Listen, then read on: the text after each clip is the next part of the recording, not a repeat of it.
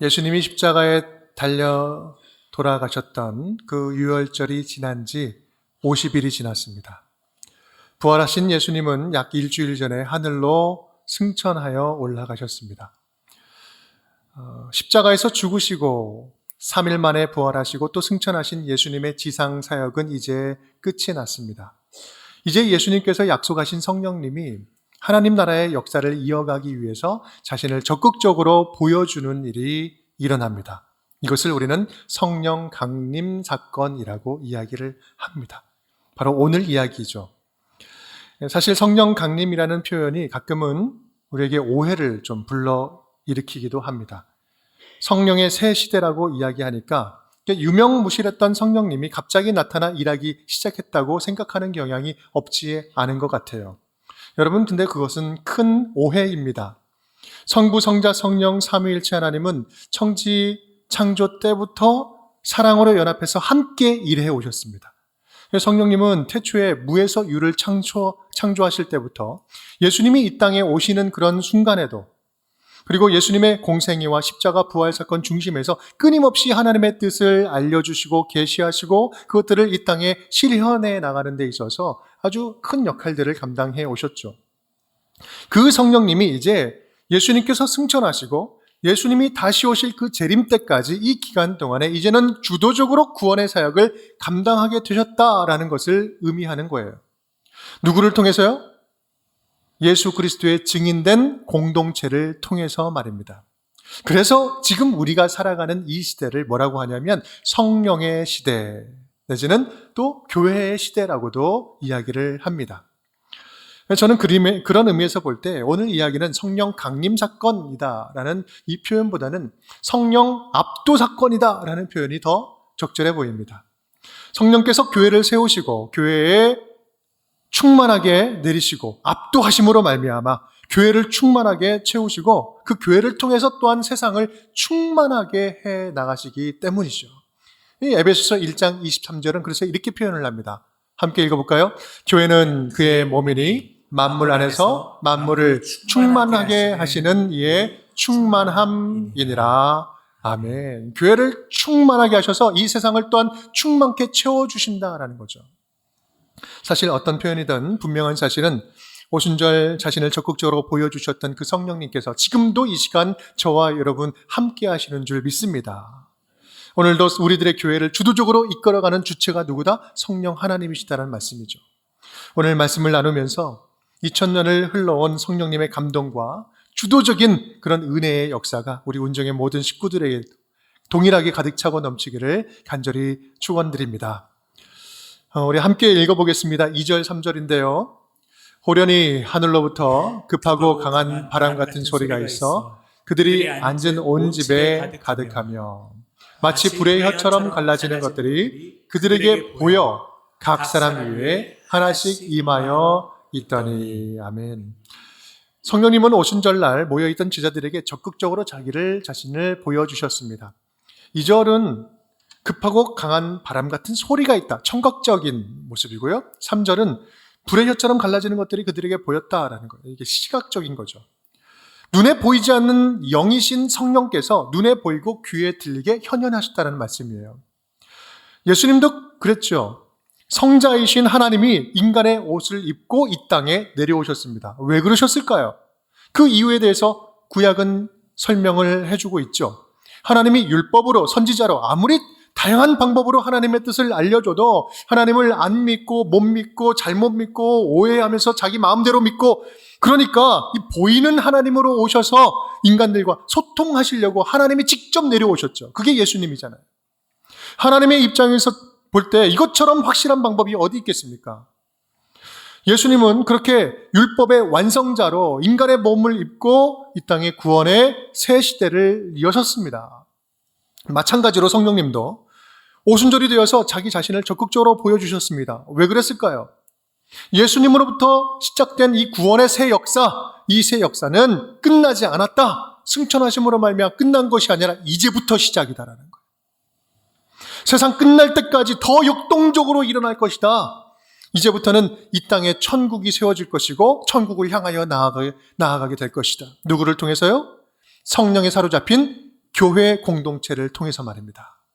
그래서 사도행전 1장 8절은 지도처럼 우리에게 보여주셨잖아요. 우리 함께 읽어볼까요?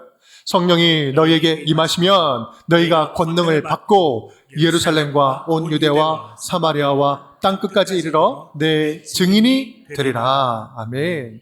여러분, 이것이 성령께서 새 시대를 열고 감당하실 내용이자 하나님의 큰 계획이라는 말씀입니다. 오늘 이야기는 그런 새 시대를 향한 하나님의 계획을 가장 잘 보여주는 본문이에요. 역사적으로 단회적으로 한 번 일어났던 유일무이한 성령 강림 사건입니다. 그리고 오늘 이야기에 가장 중심되는 사건의 내용이 있다면 그것은 바로 방언 사건이었어요. 방언. 그렇다면 여기에서 성령 임재하는데 방언이 왜 갑자기 나오는 것일까? 도대체 방언 사건이 성령의 새 시대와 어떤 관계가 있다는 말일까요? 오늘은 그것을 좀 살펴보면서 하나님의 음성을 좀 들어갔으면 좋겠습니다. 우리는 방언에 대해서 살펴보기 전에 좀 한 가지 먼저 짚고 넘어갈 것이 있습니다. 우리 4절 말씀 함께 읽겠습니다. 그들이 다 성령의 충만함을 받고 성령이 말하게 하심을 따라 다른 언어들로 말하기를 시작하니라. 아멘. 그곳에 있었던 사람들에게 일어났던 첫 번째 현상은 어떤 현상이었죠? 성령의 충만함이 임했다. 그리고 성령 충만하니 또 어떤 현상이 일어납니까? 성령께서 그들의 입을 벌려 말하게 하셨다라는 거예요. 그들이 하고 싶은 말을 지금 하는 것이 아니라 성령께서 담아주신 말을 성령이 하게 하셨다라는 거예요. 지금 모든 사역, 모든 현상의 출발점이 누구로부터 시작되고 있습니까? 성령 하나님. 예수 그리스도를 구주로 믿는 자들에게 일어나는 모든 일의 근거와 출처와 이유와 사역은 오직 한 분에 의해서만 시작되고 한 분에 의해서만 진행이 된다. 누구요? 성령 하나님.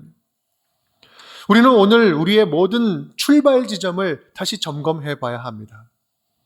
내가 지금 하고 있는 모든 사역들, 내가 지금 하고 있는 것들, 우리 가정 안에서 결정하는 것들, 내가 지금 하고자 하는 소망, 진행되고 있는 모든 일들의 주어가 성령 하나님이 되고 있는가? 내가 되돌아보니 이것은 성령께서 하신 일입니다. 성령께서 하지 않으면 될 수 없었던 일입니다. 이런 고백을 우리가 하고 있는지요? 성령 충만한 성도의 삶은요, 다른 특별한 게 아닙니다.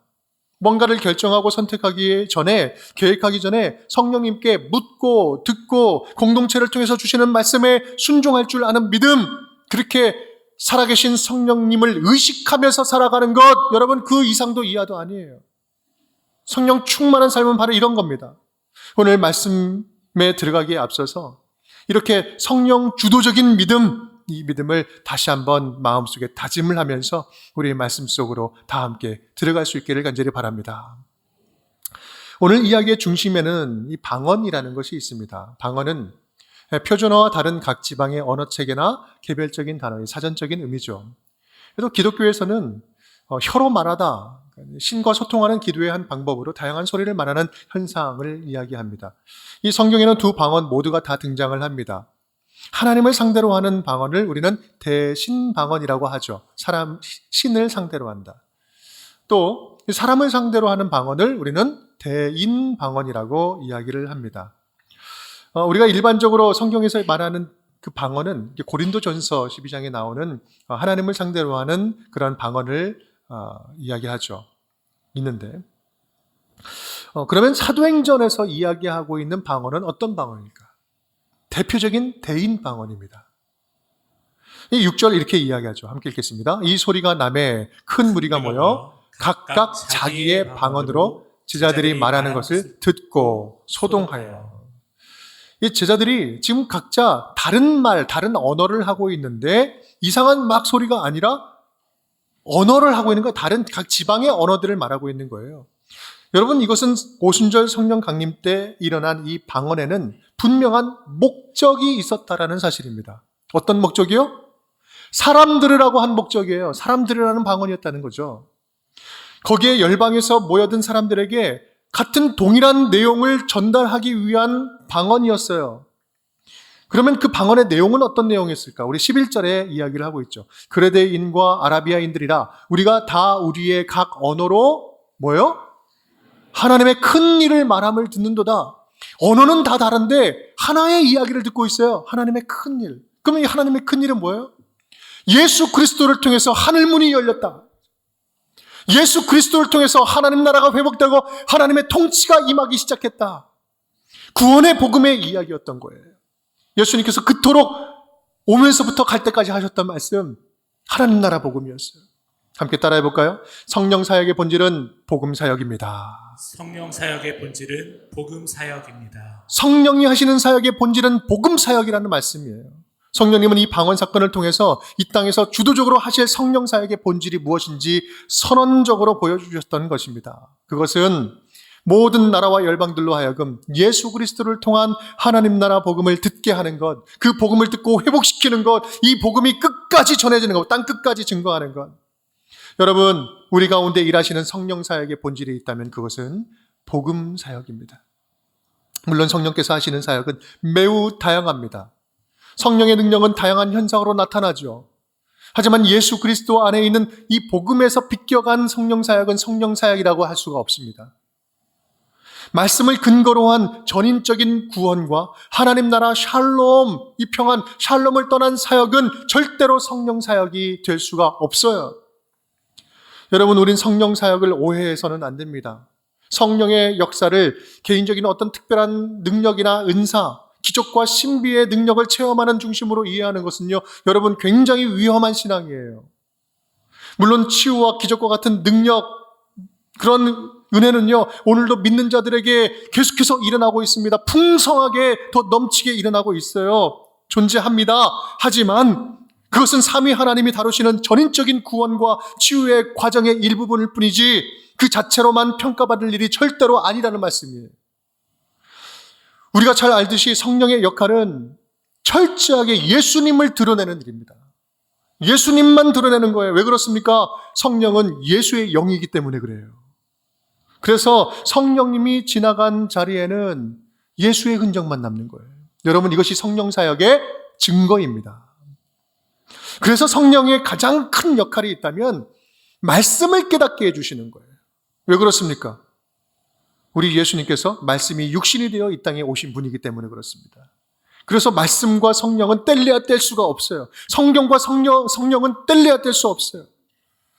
성령 사역은 철저하게 말씀 중심의 사역일 수밖에 없는 것입니다. 여러분, 성령 충만하기를 원하십니까? 그렇다면 말씀으로 충만하게 채워질 수 있기를 간절히 바랍니다. 그것이 가장 빠르고 확실한 길입니다. 또한 성령 충만에 또 다른 하나의 증거가 있습니다. 성령 충만하면 드러나는 증거가 있는데 그것은 공동체의 하나됨입니다. 하나 되는 것. 우리 에베소서 4장 말씀인데 우리 함께 읽겠습니다. 평안에 매는 줄로 성령이 하나 되게 하신 것을 힘써 지키라. 몸이 하나요 성령도 한 분이시니 이와 같이 너희가 부르심의 한 소망 안에서 부르심을 받았느니라. 주도 한 분이시요 믿음도 하나요 세례도 하나요 하나님도 한 분이시니 곧 만유의 아버지시라. 아멘. 만약 성령 사역을 한다는데 공동체가 균열이 되고 사람들의 마음이 갈라진다면 여러분, 그것은 성령이 하시는 사역일 수가 없습니다. 왜요? 한 소망 안에서 부르심이 아니잖아요. 각자의 소망에서 부르시는 거잖아요. 성령 사역하는데 은사를 가진 사역자의 의존도가 조금씩 높아진다면 여러분, 그 사역은 미안하지만 가짜입니다. 혹시 그런 분하고 같이 있다면 빨리 떠나십시오. 성령이 하시는 사역은 마음을 하나로 모으고 한 몸으로 다듬어져 가는 사역이에요. 그래서 우리가 끊임없이 싸워야 할 것은요, 내부적으로 외부적으로 이 하나됨을 방해하는 것과 싸워야 되는 것입니다.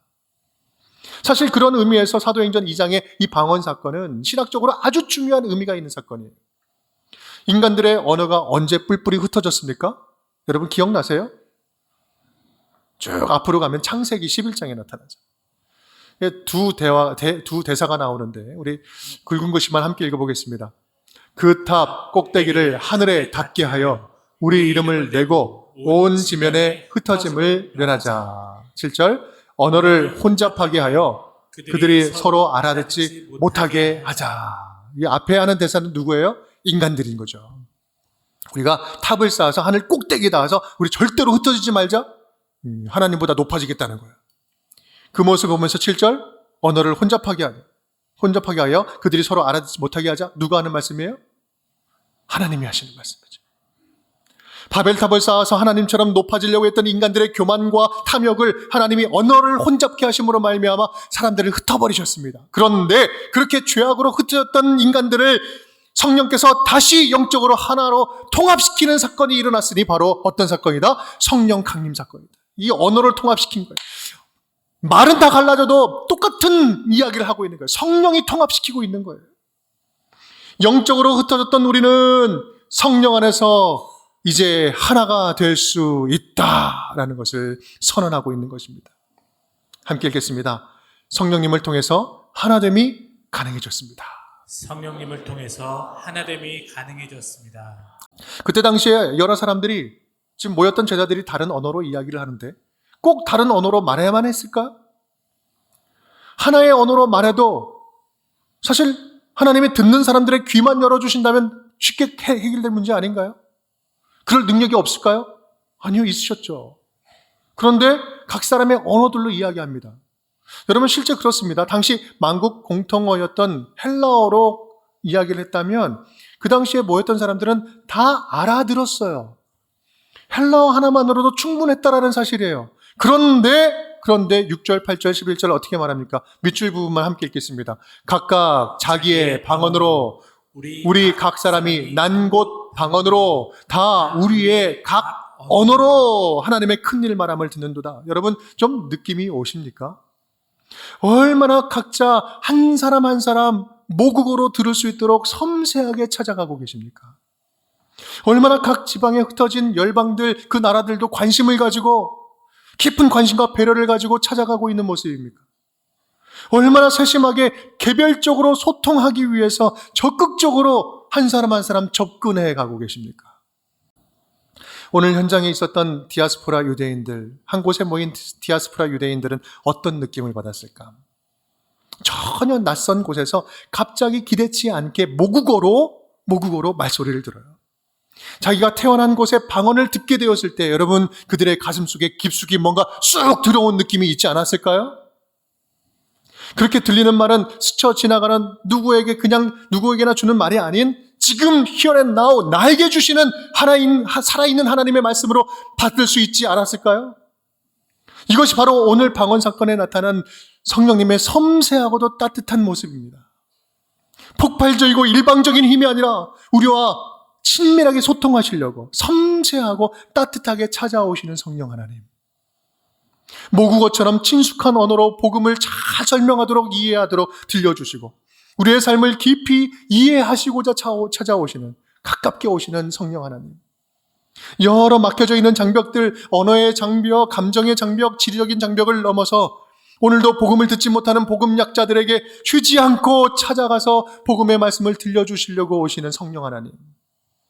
그래서 그 일을 위해서 당신의 자녀들에게, 우리들에게 다양한 언어들을 담아주시는 따뜻한 성령님. 바로 그 성령님이 오늘도 교회를 통해서, 저와 여러분을 통해서 새 역사를 써내려가고 계시는 것입니다. 우리 세 번째 함께 따라하겠습니다. 성령님을 통해서 충만케 하심이 시작되었습니다. 성령님을 통해서 충만케 하심이 시작되었습니다. 오늘 성령 충만한 제자들을 통해서 그렇다면 혜택받은 사람은 누구였을까? 가장 크게 혜택받은 사람은 누구였을까요? 성령 강림 사건의 실제적인 수혜자는 성령 충만한 제자들이 아니라 그 제자들 옆에 있던 사람들이었어요. 그 소리를 들은 사람들이었죠. 진짜 성령 충만한 공동체는요, 주변에 있는 자들을 다시 살리고 솟아나게 하는 공동체가 진짜 성령 충만한 공동체예요. 교회 자체가, 성도가 그냥 복받고 마는 것이 아니라 그 교회 때문에 그 지역이 복을 받고 그 주변에 믿지 않는 자들이 영적인 샘물을 먹게 되는 교회가 진짜 성령 충만한 교회라는 말씀이에요. 바로 이런 교회의 모습이 우리 운정교회가 바라고 기대하는 그런 모습 아니겠습니까? 오늘 말씀 예루살렘에 모여서 들었던 사람들의 모습을 보면 반응이 굉장히 다양합니다. 다 놀라며 또 어떤 분은 신기하게 여기기도 합니다. 이 어찌된 일이라 하며 또 어떤 일은 조롱하기도 해요. 그러면서 새술에 취하였다라고 이야기를 하기도 하죠. 새술에 취했다. 그런데 여러분, 이 말은요, 다른 한편으로 보면 얼마나 정말 참 적절한 말이 아닐 수가 없어요. 왜요? 성령이라는 새술에 취했기 때문에 그래요. 우리 새술이라는 것이 성령과 너무나 잘 연결되는 단어예요. 술에 취한 자는 술에 잠기고 술의 지배를 받습니다. 성령에 취한 자는 뭐예요? 성령에 잠기고 성령의 지배를 받죠. 취한 사람이 말하는 것이 아니라 취하게 한 그것이 말하게 하는 거예요. 취하게 한 성령이 말하게 하는 거죠. 이 갈라디아서 2장 20절 말씀 밑줄 부분만 읽겠습니다. 내가 그리스도와 함께 십자가에 못 박혔나니 그런즉 이제는 내가 사는 것이 아니요 오직 내 안에 그리스도께서 사시는 것이라. 아멘. 내가 살아가는 것이 아니라 내 안에 그리스도, 내 안에 살아계신 그리스도께서 사는 것이라. 여러분, 이것이 예수의 취한 자, 성령에 잠기고 성령에 취한 자를 말하는 거 아니겠습니까? 성령에 완전히 푹 잠기고 취해버리니까 이전에는 상상치 못했던 일들이 이제 초대교회에 일어나기 시작합니다. 43절, 45절 사람마다 두려워하는데 사도들로 말미암아 기사와 표적이 많이 나타나니 44절 함께 읽겠습니다. 믿는 사람이 다 함께 있어 모든 물건을 서로 통용하고 또 재산과 소유를 팔아 각 사람의 필요를 따라 나눠주며. 이게 전혀 다른 그 삶의 패러다임이 생긴 거예요. 나 혼자 먹기도 바쁜 인생인데 그것을 쪼개고 나누는 거예요.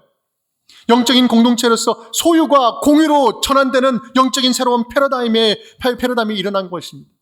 새로운 성령 시대에 새로운 기준에 의한 새로운 천국 공동체가 세워지기 시작합니다. 여러분, 이러한 일이 어떻게 가능한 것이었을까?